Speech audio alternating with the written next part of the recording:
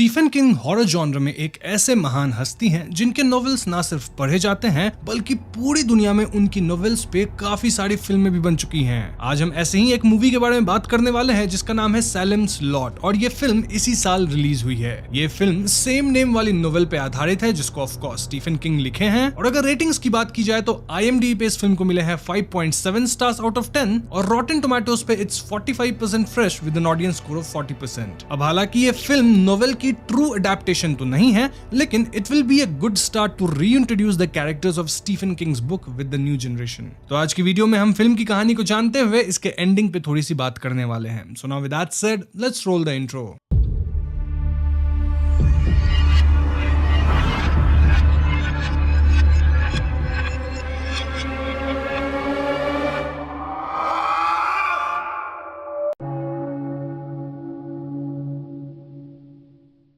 तो कहानी की शुरुआत में हम मिस्टर स्ट्रेकर को देखते हैं जो अमेरिका के छोटे से टाउन जेरूसलम लॉट में एक एंटीक की दुकान चलाते हैं। ये हाल ही में लंदन से आए थे और इनका एक पार्टनर भी है जिसका नाम है बार्लो। बार्लो शायद अब तक टाउन में नहीं आए थे। अब सोचने की बात यह है कि एक छोटे से टाउन में एंटीक शॉप खोलना कहां तक फायदेमंद था क्योंकि सारे लोग ऑलमोस्ट मिडिल क्लास ही थे। एनीवेज वो मिस्टर स्नो से बात कर रहे होते हैं और वो एक बहुत जरूरी सामान को लाने का दायित्व उन्हें देते हैं। वो कहते हैं कि लंदन से एक वुडन क्रेट आएगा थ्रू शिप और वो बहुत भारी सा होगा। आपका काम है कि इस वुडन क्रेट को मार्स्टन हाउस के सेलर में रख देना है जहां अब मैं रहता हूं। दोस्तों मार्स्टन हाउस टाउन में काफी इनफेमस था और लोग इसके आसपास जाना भी पसंद नहीं करते थे। लोगों का मानना था कि ह्यूबन मार्स्टन जो कि इस घर को बनवाए थे वो शैतान के उपासक थे और इसीलिए उन्होंने अपने पत्नी को मार के उनकी बलि चढ़ाई थी। तो जाहिर सी बात है मिस्टर स्नो थोड़े चिंतित हो जाते हैं लेकिन समहाउ वो इसके लिए अग्री करते हैं। अब रात के वक्त स्नो और उसका पार्टनर हैंक क्रेट को अपने ट्रक में ले आते हैं और सेलर के रास्ते धीरे धीरे नीचे जाने लगते हैं। लेकिन तभी हैंक को थोड़ा धक्का लग जाता है जिससे क्रेट थोड़ा टूट जाता है but somehow they manage to place it. अब जैसे ही वो लोग बाहर निकल रहे होते हैं क्रेट के अंदर से एक डरावनी सी आवाज आती है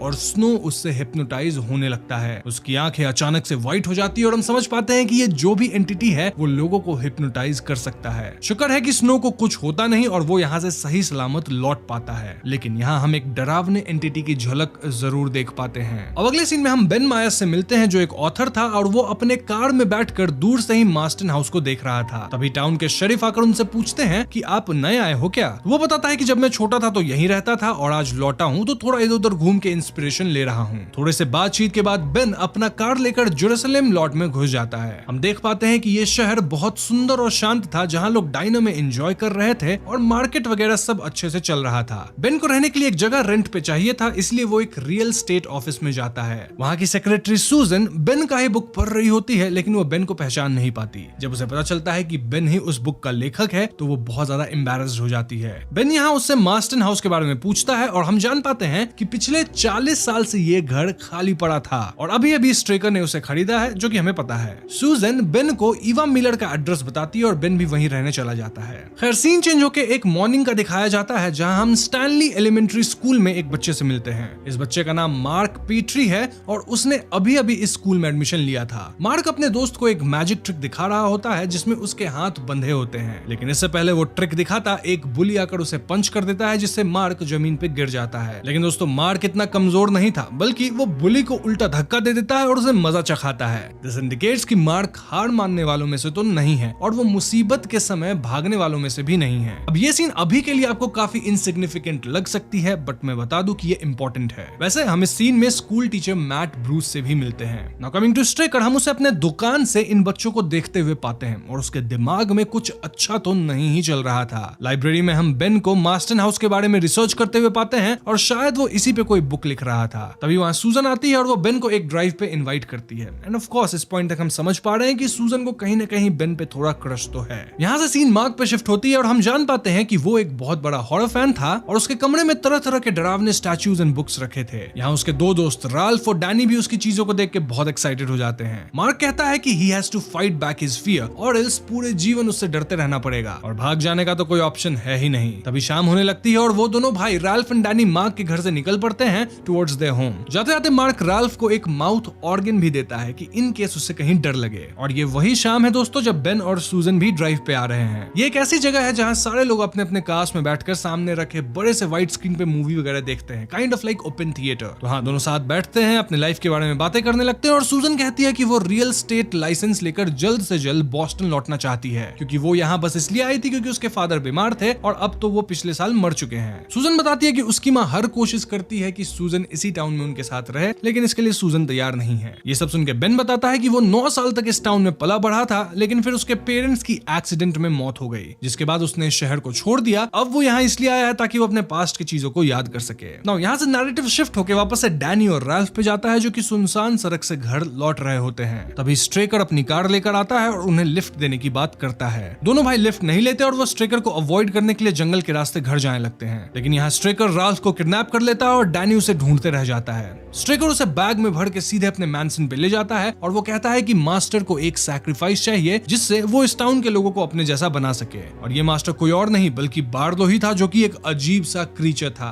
जी हाँ दोस्तों, वो कोई प्राचीन वैम्पायर था जिसके लंबे लंबे नाखून थे और नुकीले दांत भी थे, और यहाँ वो राल्फ का खून पी जाता है। अब अगली सुबह हम चर्च के फादर को जेल में देखते हैं, क्योंकि अपेरेंटली उन्होंने लास्ट नाइट बहुत ज्यादा पी ली थी और शेरिफ को उन्हें अपने पुलिस स्टेशन पे लाना पड़ा, और लास्ट नाइट से राल्फ भी गायब था, तो उसे ढूंढने के लिए सर्च पार्टीज भी ऑर्गेनाइज करी जा रही थी। एक हफ्ते बाद हम मैट और बेन को 2 और लोगों के साथ एक टोइंग ट्रक में बैठे हुए देखते हैं, जो कि सर्च पार्टी का ही हिस्सा थे, लेकिन राल्फ का किसी को कोई पता नहीं मिलता। और तो और टाउन के सारे लोग बेन मायर्स को भी अच्छे नजर से नहीं देख रहे थे, क्योंकि उसके टाउन में आने के बाद ही राल्फ गायब हुआ था और लोकल लोग आउटसाइडर पे ही शक करते हैं। अब हैरानी की बात यह थी कि डैनी ने स्ट्रेकर का नाम नहीं लिया, क्योंकि उसे कुछ याद नहीं था। उस शाम डैनी भी तो राल्फ के साथ था ना, लेकिन उस शाम जो कुछ भी हुआ डैनी को समहाउ याद नहीं था। इस पे बेन कहता है कि कभी कभी हमारे जीवन में इतने डरावनी चीज हो जाती है जहां हमारा दिमाग जानबूझकर उसे याद नहीं रखता। शायद बेन को भी अपने पास्ट के बारे में याद नहीं था और वो यही बात पता लगाने आया होगा। अब जब शाम को बेन सूजन को उसके घर छोड़ने जाता है, तो हम व्यूअर्स समझ पाते हैं कि सूजन की जो माँ है वो बेन को बिल्कुल भी पसंद नहीं करती। खैर यहाँ से सीन शिफ्ट होकर डैनी के रूम पे फोकस करता है, जहाँ वो बाहर राल्फ के माउथ ऑर्गन की आवाज सुनता है और भागकर वो नीचे जाता है। पूरा एंट्रेंस धुंध से ढक जाता है और उसके बाद सीसो भी अपने आप मूव होने लगता है। इसके बाद हम अचानक किसी के हाथ को देखते हैं जो डैनी को ऊपर खींच लेता है, लेकिन फिर डैनी अपने मॉम के बेड के सामने खड़ा होता है, वेयर ही सेज कि मैं बीमार हूँ, और उसकी माँ उसे हॉस्पिटल में एडमिट करती है। डॉक्टर्स कहते हैं कि डैनी को किसी तरह का एनीमिया है, जिसके चलते उसके बॉडी में खून कम हो गया है और जल्दी जल्दी खून बन भी नहीं पा रहा है। उसे खून चढ़ाया गया था, लेकिन उसकी हालत सही नहीं थी, और इस पॉइंट तक आप व्यू समझ ही रहे होंगे कि डैनी के साथ क्या हुआ होगा। नहीं समझ रहे तो आगे समझ ही जाएंगे, वीडियो में बने रहिए। खैर रात को डैनी को होश आता है और उसे बहुत ज्यादा प्यास लग रही थी। ऐसे में उसकी माँ नर्स को बुलाने जाती है, और जब वो वापस आती है तो देखती है कि डैनी खून के पाउच को ही पी रहा था, और इससे उसकी मौत हो जाती है। अगले दिन फादर डैनी के लास्ट राइट्स करते हैं और हम माइक नाम के एक लड़के को कब्र खोदते हुए देखते हैं। वो राइट्स के दौरान पेड़ के नीचे बैठे बैठे सो गया था और उसकी आंख सीधे रात को खुलती है। डैनी के कब्र को दफनाने की जिम्मेदारी उसे ही दी गई थी, इसलिए वो जल्दी जल्दी अपना काम करने लगता है। वो 2-3 बार कब्र पे मिट्टी डालता है, लेकिन तभी कब्र में से उसे डैनी की आवाज सुनाई देती है। यहाँ डैनी उसे कब्र खोलने को कह रहा था। माइक भागकर कब्र खोलता है और वो पाता है कि डैनी मरा पड़ा था। उसे लगता है कि उसको शायद किसी तरह की गलतफहमी हुई होगी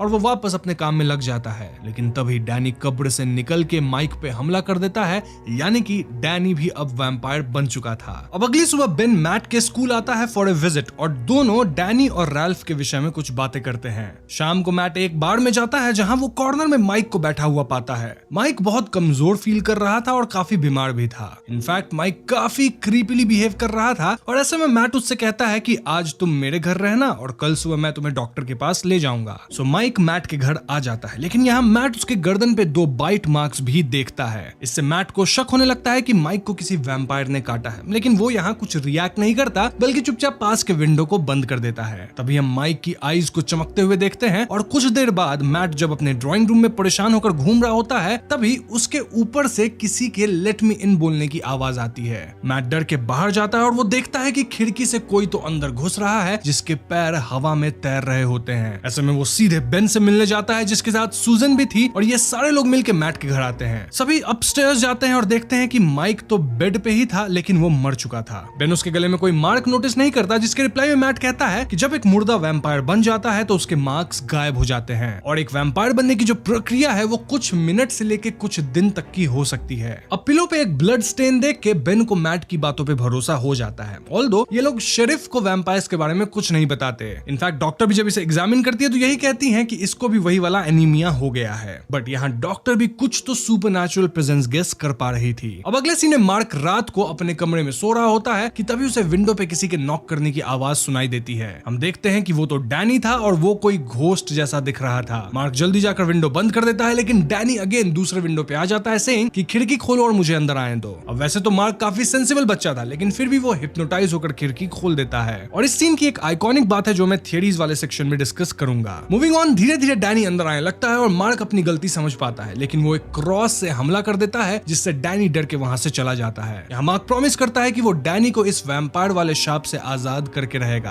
और इसीलिए वो उसी रात अपनी नोटबुक में सारी इंफॉर्मेशन नोट करने लगता है जो उसे वैम्पायर्स के बारे में पता थी। इनफैक्ट मार्क इतना स्मार्ट था कि उसे पता था कि डैनी किसी बार्लो का नाम लिया था, यानी कि वैम्पायर का जो हेड है वो बार्लो ही है, यानी कि उसे बार्लो को मारना पड़ेगा टू एंड दिस कर्स। वहीं टीचर मैट भी अपने तरीके से वैम्पायर्स के बारे में रिसर्च कर रहा होता है कि तभी वैम्पायर माइक वहां आ जाता है। दोस्तों, स्टीफन किंग के वैम्पायर्स की कुछ खास बात है जिसमें उनका पहला नियम है कि वो बिन बुलाए किसी के घर में नहीं जा सकते। इसलिए डैनी भी मार्क से परमिशन मांग रहा होता है टू लेट हिम एंटर, और माइक तो ऑलरेडी मैट के घर में इनवाइटेड ही था, इसीलिए वो वापस उसके घर घुस गया। लेकिन तभी मैट उसे एक होली क्रॉस दिखाता है जिससे वो डर के पीछे चला जाता है। मैट उसे अपने घर में ढूंढने लगता है कि तभी वो कहीं से उस पर हमला कर देता है। गिरते पड़ते मैट अपने रूम के कोने में चला जाता है और कैसे भी वो एक क्रॉस को हाथ में उठा लेता है। देन वो जोर से कहता है कि मैं अपने इन्विटेशन को वापस लेता हूँ, तुम मेरे घर से निकल जाओ। और ऐसा कहते ही माइक वहां से चले जाने पे बाध्य हो जाता है। खैर अगले दिन नर्स डॉक्टर से आके कहती है कि डैनी की माँ भी कल रात मृत पाई गई और उन्हें फिलहाल एक मॉर्चुअरी में रखा गया है। डॉक्टर इससे परेशान होकर पूछती है कि माइक का शरीर कहाँ है, और जब ये लोग माइक के शरीर को खोजने जाते हैं तो भैया ये शरीर हॉस्पिटल से गायब थी। अब जब डॉक्टर मैट के घर आते हैं तो वो देखते हैं कि मैट जमीन पे पड़ा हुआ था, क्योंकि ऑफ कोर्स पिछली रात उस पे हमला हुआ था। ऐसे में डॉक्टर, मैट, बेन और सूजन एक टीम बन के वैम्पायर से लड़ने का प्लान करते हैं। मैट कहता है कि व्हाइट रोज से वैम्पायर्स डरते हैं, इसीलिए स्ट्रेकर ने पहले ही सब खरीद लिया था, और इन लोगों ने जो भी फाइंडिंग्स करी है आज तक वो तो पहले ही मार्क ने पता लगा ही लिया था। अब ये लोग सोचते हैं कि ये डैनी के कब्र को खोदकर पता लगाएंगे कि वो वैम्पायर बना है या नहीं, लेकिन डॉक्टर कहती है कि उसके कब्र को खोदने की जरूरत नहीं है, उसकी माँ रिसेंटली मरी है और उसे दफनाया भी नहीं गया है, तो हम उस पर नजर रख के पता लगा सकते हैं कि वैम्पायर का राज क्या है। खैर तो इसके बाद डॉक्टर, बेन और सूजन मॉर्चुअरी चले जाते हैं और मैट स्ट्रेकर पे नजर रखने लगता है, जो कि सूजन की माँ के साथ थोड़ा ज्यादा ही फ्रैंक हो रहा था। अब as earlier planned by Mark, वो एक वुडन स्टेक लेकर मार्स्टन हाउस के सिलो में जा घुसता है, जहां उसका मेन उद्देश्य बार्लो को मारना था। एंड टू अ सरप्राइज पीछे से मैट भी सिलो में जा घुसता है। अब इससे पहले दोनों बाहर निकले, स्ट्रेकर सिले का दरवाजा बंद कर देता है और ये दोनों बार्लो के साथ वाली सिलो में फंस जाते हैं। कैसे भी मैट मार्क को ऊपर वाले रूम में चढ़ा देता है, लेकिन अनफॉर्चुनेटली वो खुद बार्लो का शिकार बन जाता है और मार्क को स्ट्रेकर बंदी बना लेता है। अब यहाँ से सीन शिफ्ट होकर डॉक्टर वाले ग्रुप के 3 लोगों पे आती है जो डैनी की माँ पे नजर रख रहे थे, और वो लोग रात होने का इंतजार कर रहे थे क्योंकि मोस्टली इसी टाइम वैम्पायर वाला कन्वर्जन होगा, बट स्टिल अब तक कोई परिवर्तन हो नहीं रहा था। अभी सूजन डॉक्टर से पूछती है कि व्हाट इफ ये वैम्पायर बन के जग गई तो फिर हम क्या कर लेंगे। अब इससे पहले डॉक्टर कुछ कहती या दिखाती, हम देखते हैं कि डैनी की माँ सच में वैम्पायर बन के जाग उठती है। इससे ये सारे लोग बहुत डर जाते हैं और हड़बड़ी में कुछ स्टिक से होली क्रॉस बनाने की कोशिश करते हैं। ऑफ कोर्स हड़बड़ी में ठीक से कुछ बन नहीं पाता और रूम में पूरा क्योस मच जाता है, और ऐसे में डैनी की माँ सीधे डॉक्टर पे हमला कर देती है, जिसे बेन रोकने की कोशिश करता है। एंड फाइनली सूजन एक सही सा क्रॉस बना लेती है और उसे होली प्रेयर से चार्ज कर देती है। अब इस क्रॉस के कांटेक्ट में आते ही ये वैम्पायर जल जाती है, लेकिन उसने डॉक्टर को काट लिया था। अब आइडियली तो अगर वैम्पायर काट लिया है तो सामने वाला इंसान भी वैम्पायर बनेगा, बट कैसे भी डॉक्टर खुद के जख्म पे आयोडीन वगैरह लगाकर और खुद को रेबीज का इंजेक्शन देकर ट्रांसफॉर्म होने से बच जाती है। यानी कि इस यूनिवर्स में वैम्पायर के बाइट को तुरंत ट्रीट करने से लोग ट्रांसफॉर्म होने से बच सकते हैं। सो या इस जगह पे फाइनली सब कुछ कंट्रोल में आ गया था। ये तीनों लोग मिलकर अब मैट के घर जाते हैं, लेकिन टू देयर शॉक वहां उसके रूफ पे माइक और डैनी के वैम्पायर्स ऑलरेडी बैठे हुए थे, और इससे उनको समझ आ जाता है कि अब मैट भी नहीं बचा होगा। वो लोग गाड़ी भगाकर वहां से निकल जाते हैं। अब अगले दिन हम मार्स्टन हाउस में मार्क को बंधा हुआ पाते हैं, जिसकी बलि चढ़ने वाली थी। लेकिन दोस्तों मार्क थोड़ी ना इतना बेवकूफ था, वो खुद को आजाद कर लिया था। इनफैक्ट आजाद होने के बाद वो भाग भी नहीं रहा था, बल्कि उसने गोल्फ स्टिक से स्ट्रेकर के फेस पे वार किया और उसे मार भी दिया था। मतलब मार्क एक ट्रू हॉरर फैन था, बहुत ही स्मार्ट था और उसे पता था कि जब तक मुसीबत को जड़ से ना मिटाओ ये वापस जरूर आएगी। सो या एक तरह से मार्क पूरी तरह तैयार था। अब इस सीन में ह्यूबर्ट मार्स्टन का भी स्लाइटली जिक्र होता है, जिससे हमें फील होता है कि वो भी बार्लो से रिलेटेड होगा। अब दूसरी तरफ वैम्पायर की जो एक टास्क फोर्स बनी है, यानी कि मैं बेन, सूजन और डॉक्टर की बात कर रहा हूँ, ये तीनों चर्च के फादर के पास आते हैं, उनसे मदद मांगते हैं, लेकिन फादर की बातों से हमें पता चलता है कि ऑल्दो वो एक फादर है, स्टिल वो चर्च पे ज्यादा भरोसा नहीं करते। तभी मार्क वहाँ हीरो जैसी एंट्री लेता है और सब उसे देखकर हैरान रह जाते हैं। वो सबको बताता है कि मैट भी वैम्पायर बन चुका है और वो चर्च से वैम्पायर्स को मारने के लिए होली वाटर और क्रॉसेस लेने आया है। मतलब मार्क अब तक मेरा फेवरेट कैरेक्टर बन चुका है। He is damn cool. वो अब स्ट्रेकर के मरने की भी खबर देता है और सभी को मास्टन हाउस ले आता है। तो अब तक कहानी में सभी लोग इंडिविजुअली वैम्पायर से लड़ने की कोशिश कर रहे थे, लेकिन फॉर द फर्स्ट टाइम हम इन 5 लोगों को साथ देखते हैं, जहां ऑब्वियसली मैट की जगह फादर ने ले ली थी और अब सारे मिलकर अंदर जाते हैं, लेकिन उन्हें डेड बॉडीज कहीं नहीं मिलती। वो लोग अब सेलर में उतरते हैं और तभी मैट इन पे हमला कर देता है। बेन नीचे गिर जाता है कि तभी सारे लोग सेलर का दरवाजा खोल देते हैं, जिससे सनलाइट अंदर आ जाती है और मैट इससे कमजोर पड़ जाता है। इसका फायदा उठाते हुए बेन उसके चेस्ट में एक वुडन स्टेक घुसाकर उसे मार देता है। अब सारे लोग मास्टन हाउस से निकलकर अलग अलग जगह जाना चाहते थे, जैसे डॉक्टर शेरिफ से मदद मांगने जाने वाली थी और सूजन एंड बेन सूजन की मां को आगाह करने जाते हैं। वहीं मार्क एंड फादर मार्क के पेरेंट्स के पास जाते हैं, जहां वो उन्हें सिचुएशन की गंभीरता बताकर उन्हें चर्च पे ले आना चाहते थे। ये सारे लोग अपने लव्ड वंस को बचाने के लिए रात होने से पहले सभी को चर्च लाना चाहते थे, क्योंकि अपेरेंटली वैम्पायर्स चर्च में नहीं घुस सकते। हम देखते हैं कि पूरा शहर सुनसान हो गया था और शायद सारे लोग वैम्पायर्स बन चुके हैं। शेरिफ भी अपने प्राण बचाने के लिए शहर छोड़कर भाग जाता है और डॉक्टर के समझाने पर भी वो नहीं रुकता। वैसे उनका ये बिहेवियर तो हम शुरू से ही देखते आए हैं, क्योंकि rather than solving problem sheriff कोई एक्शन लेते ही नहीं थे। खैर दूसरी तरफ सूजन जब उसके मदर से चर्च जाने को कहती है, तब पहले वो बेन को देख के भड़क जाती है और बाद में बताती है कि वो अब मिस्टर बार्लो की नई सर्वेंट है और वो उनकी लाइफ ठीक कर देगी। तभी अचानक कहीं से एक वैम्पायर आके उसे बाइट भी कर लेता है। और दोस्तों मैं यहाँ एक बात बता दूं कि स्ट्रेकर के मरने के बाद वैम्पायर बार्लो को एक ह्यूमन सर्वेंट चाहिए होता है, इसीलिए उस पोजीशन पे अब सूजन की मॉम को लिया गया था, जो अब भी इंसान ही थी। खैर सूजन के इन्फेक्टेड होते ही बेन उसे उठाकर कार की तरफ भागता है in order to save her, but Susan की मां उस पे गन से फायर करने लगती है। वहीं दूसरी तरफ मार्क के पेरेंट्स अब डाइनिंग में बैठकर फादर से बात करते रहते हैं, लेकिन वो भी वैम्पायर स्टफ पे भरोसा नहीं करते।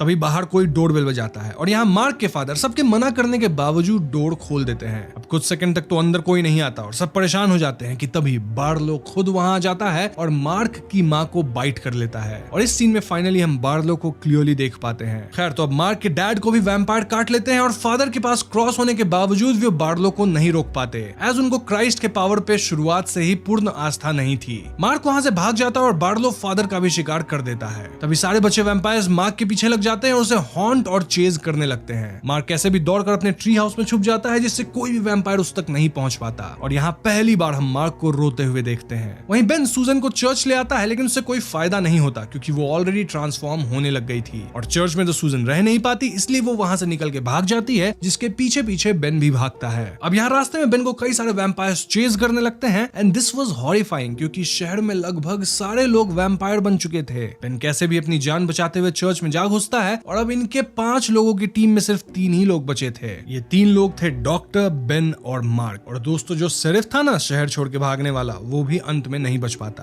तो अगली सुबह डॉक्टर और बेन मार्क के घर जाते हैं टू फाइंड हिम, लेकिन वहां बस एक नोट पड़ा होता है विच सेज मार्क बार्लो को मारने जा रहा है। मार्क स्ट्रेकर के एंटीक शॉप में तोड़-फोड़ करके घुसता है और वहां उसकी मुलाकात डैनी से होती है, जिससे हाथापाई के चलते वो डैनी के चेस्ट में एक वुडन स्टेक घुसा देता है and therefore completing his promise of setting him free. यानी कि फाइनल डैनी मर चुका था और आजाद हो चुका था। दुकान से बाहर निकलकर उसे बेन और डॉक्टर मिलते हैं और बेन उससे कहता है कि चलो हम टाउन से निकल जाते हैं, जिसपे मार्क गुस्सा हो जाता है और कहता है कि अभी बार्लो ने मेरे पेरेंट्स को मारा है और मैं इतनी आसानी से उसे नहीं छोड़ सकता। आज ये टाउन उजड़ गई है, कल कोई और टाउन के साथ भी सेम हालत होगा, इसलिए हमें बार्लो को खत्म करना पड़ेगा। और यही एटीट्यूड मार्क को सबसे अलग करती है। I like this guy. तो अब ये लोग फिगर आउट करते हैं कि पूरा टाउन दिन के वक्त अपने घर में नहीं था, ना ही इन लोगों की कार थी, तो सब जा भी कहां सकते हैं। ये लोग समझ जाते हैं कि सारे वैम्पायर्स इंक्लूडिंग बार्लो ड्राइव इन फील्ड में हैं, जहां ये लोग दिन में छुपे रहते हैं और रात होने पे ही निकलते हैं। लेकिन काश तो खाली था, तो वो लोग थे कहां? बेन यहाँ दिमाग लगाता है एंड टू एवरीवन शॉक ये वैम्पायर तो कार के डिक्की में थे that they used as coffins. Ben dickey खोलता है और उसे अंदर वैम्पायर सूजन मिलती है। डॉक्टर कहती है कि तुम्हें सूजन को मारना ही पड़ेगा क्योंकि अब वो इंसान नहीं है। बेन इस बात को समझता है, लेकिन फिर भी वो सूजन के हार्ट में स्टेक नहीं घुसा पाता। ऐसे में डॉक्टर ये काम अपने हाथों में लेती है और वो सूजन के हार्ट में स्टेक घुसाने जाती है, लेकिन तभी सूजन की माँ उस पर गोली चला देती है और ऐसे में फाइनली डॉक्टर का भी अंत हो जाता है। इसके बाद सूजन की माँ इन पे धड़ाधड़ गोलियां बरसाती है और बेन कैसे भी एक कार के पीछे छुपता है। तभी प्रोजेक्टर के स्क्रीन के शैडो की वजह से पूरे फील्ड में अंधेरा सा होने लगता है और सारे वैम्पायर्स अपने अपने कार की डिक्की से बाहर निकलते हैं। इससे बेन डर जाता है और तो और सूजन की माँ तो उस पे गोलियां चलाए ही जा रही थी। तभी 2 वैम्पायर्स बेन को आके पकड़ लेते हैं, लेकिन बेन उनको मार गिराता है। यहाँ और भी वैम्पायर्स आ जाते हैं और मार्क बेन को बचाने के लिए खुद कार ड्राइव करने लगता है। इनफैक्ट वो प्रोजेक्टर के बड़े स्क्रीन को ही तोड़ देता है, जिससे सनलाइट सीधे वैम्पायर्स पे पड़े और तो और वो सूजन की माँ को भी गाड़ी से ठोक के मार देता है, जिससे शायद उनकी जान चली जाती है। और मार्क के इस बहादुरी से बेन सारे वैम्पायर्स के चंगुल से छूट जाता है। लेकिन अब तक इनका काम पूरा नहीं हुआ था और अभी भी इन्हें बार्लो को ढूंढना था, जो कि एक बड़े से ट्रक में छिपा था। दोनों बार्लो के कॉफिन को सन मिलाते हैं, लेकिन इससे फायदा कुछ नहीं होता क्योंकि कॉफिन का लॉक खोलते खोलते शाम हो जाती है और बार्लो इन पे हमला कर देता है। दोनों बचने के लिए मेन रूम में चले जाते हैं, जहां सूजन बेन पे हमला कर देती है क्योंकि वो तो नहीं मरी थी। मार्क खिड़की तोड़ के बाहर निकलता है और सूजन अब बेन को ओवरपावर कर लेती है। कोई रास्ता ना पाकर बेन एक वुडन चेयर के लेग को तोड़ के उसी लकड़ी को सूजन के हाथ में डाल देता है, जिससे सूजन का फाइनली अंत हुआ। उधर हम देखते हैं कि बार्लो मार्क के पीछे पड़ गया है क्योंकि उसका सबसे बड़ा कॉम्पिटिटर तो अब तक मार्क ही था ना। मार्क कैसे भी उससे बच के एक शेड के अंदर घुसता है, जहां बार्लो उसे पकड़ने की कोशिश करता है और ये सीन काफी अच्छा था, गिविंग अस द थ्रिल कि अब मार्क पकड़ा गया। तो फाइनली बार्लो मार्क को पकड़ ही लिया है और उसके टी शर्ट को पकड़ के वो उसे ऊपर खींचता है कि तभी बेन उसके मुंह के आर पार एक वुडन स्टेक घुसा देता है और फाइनली जब वो थोड़ा काबू में आ जाता है तो उसे मार भी दिया जाता है।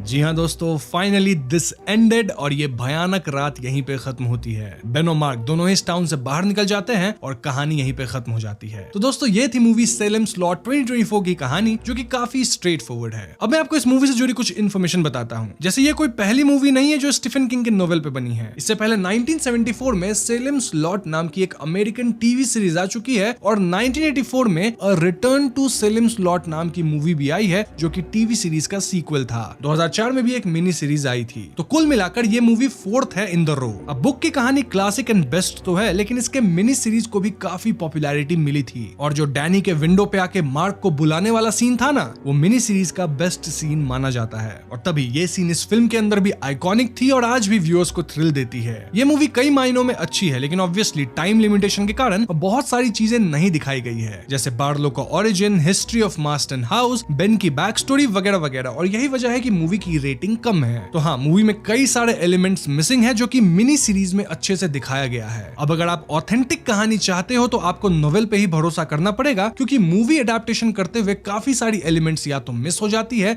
या उनको स्क्रीन प्ले इंटरेस्टिंग बनाने के लिए मसाला डाल के पेश किया जाता है। हाँ, अगर इस मूवी की कोई सीक्वल आती है तो शायद सारे बैक स्टोरीज कवर कर दी जाएगी। वैसे अगर आप नोवेल में इंटरेस्टेड है तो मुझे कमेंट्स में बताइएगा, मैं इस पे एक नोवेल कास्ट लेके आ जाऊंगा। एक और बात, इस महीने एक नोवेल कास्ट मैंने प्रॉमिस किया था जो कि आपको जरूर मिलेगी, उस पे ऑलरेडी काम चल रहा है। नाउ फिल्म देखते हुए हमारे मन में ये बात जरूर आएगी कि इसका प्रोटैगनिस्ट बेन मायस है, because this small kid was exceptionally intelligent and brave. Film का सीधा सा मोरल ये है कि हमें अपने अंदर के डर से मुकाबला करना होगा और उसे हमेशा के लिए हराना चाहिए, rather than running away and avoiding it. Now like I said before, अगर आपको इसकी नोवेल कास्ट चाहिए तो आप बता देना, मिनी सीरीज पे एक्सप्लेनेशन चाहिए तो वो भी बता देना, या फिर पुरानी मूवीज की एक्सप्लेनेशन, जो कुछ भी चाहिए मैं लेके आऊंगा अगर आपका इंटरेस्ट है इसमें। तो इसी के साथ इस वीडियो को हम यहीं खत्म करते हैं। यही थी सेलेम स्लॉट 2024 की एक्सप्लेनेशन। मुझे उम्मीद है कि आपको ये वीडियो पसंद आई होगी। पसंद आई है तो वीडियो को लाइक और शेयर करें, साथ ही चैनल पे नए हैं तो हमें सब्सक्राइब भी कीजिएगा, क्योंकि हम अपने चैनल पे ऐसी वीडियोस लाते रहते हैं। पीस।